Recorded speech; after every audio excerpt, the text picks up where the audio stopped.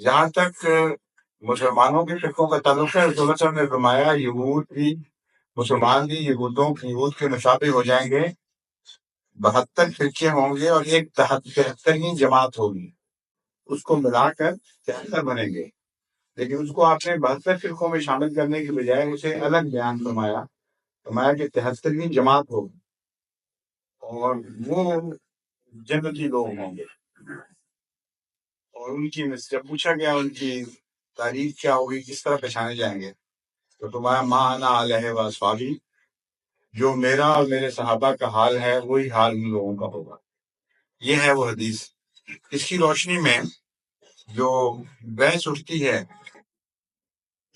وہ یہ اٹھتی ہے کہ کیا مسلمانوں میں واقعتاً جماعت احمدیہ کے آنے سے پہلے 72 فرقے بن گئے تھے؟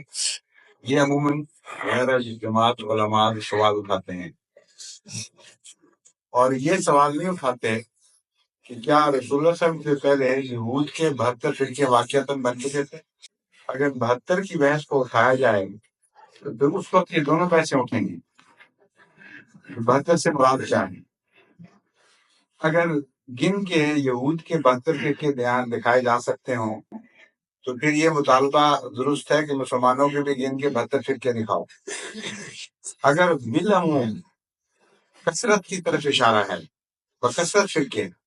اور یہود میں 72 فرقوں کی معین نشاندہی نہ ہو سکے، تو پھر مسلمانوں غیر احمدی مسلمانوں کا یہ مطالبہ بھی جائز نہیں کہ ہمیں بھی ہمارے فرقے گن کے دکھاؤ۔